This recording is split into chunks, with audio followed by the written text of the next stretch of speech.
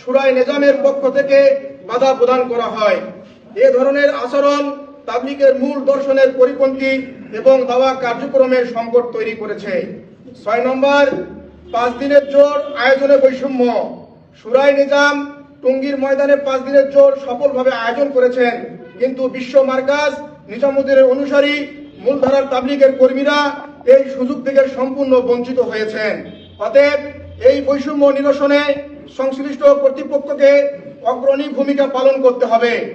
সাম্প্রতিক সময়ে সরকার গুরুত্বপূর্ণ কিছু উদ্যোগ গ্রহণ করেছে, আমরা এই উদ্যোগকে সাধুবাদ জানাই, কিন্তু বৈষম্য নিরসনে এই উদ্যোগ যথেষ্ট নয়। আমরা চাই এই বৈষম্য বিরোধী সরকার তাবলীগ জামাতের বিবদমান উভয় পক্ষের মধ্যে ইনসাফ ও ন্যায় ভিত্তিক স্থায়ী সমাধানে উদ্যোগী হবে। তাই আমরা সচেতন ছাত্র সমাজ এর পক্ষ থেকে ও ন্যায় ভিত্তিক স্থায়ী সমাধানের লক্ষ্যে নিম্নলিখিত 3টি প্রস্তাবনা পেশ করছি।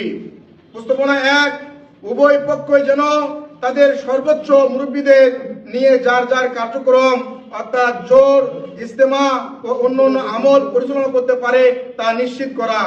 প্রস্তাবনা 2, উভয় পক্ষের জন্যই কাকরাইল মসজিদ, টঙ্গীর ইজতেমার ময়দান এবং দেশের প্রতিটি মসজিদে তাবলীগের আমলের সমতা নিশ্চিত করা।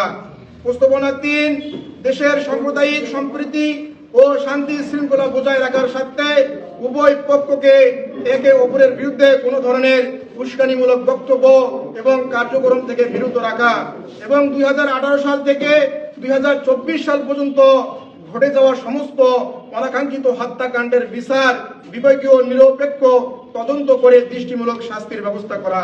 পরিশেষে বলতে চাই, আগামী 20 জানুয়ারি 2025 তারিখের মধ্যে উপরোক্ত প্রস্তাব সমূহের আলোকে দৃশ্যমান কোনো পদক্ষেপ গৃহীত না হলে বিগত 18 ডিসেম্বর 2024 তারিখের স্থগিতকৃত প্রধান উপদেষ্টার বাসভবনের সামনে অবস্থান কর্মসূচি দেশের সচেতন ছাত্র সমাজ এবং সচেতন নাগরিকদেরকে নিয়ে আরো জোরালোভাবে পালন করতে বাধ্য হব।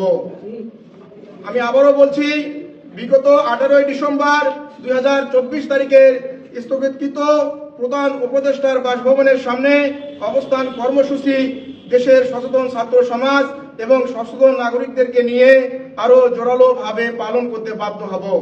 সচেতন ছাত্র সমাজের পক্ষ থেকে উপস্থিত সকলকে আন্তরিক ধন্যবাদ এবং মোবারকবাদ।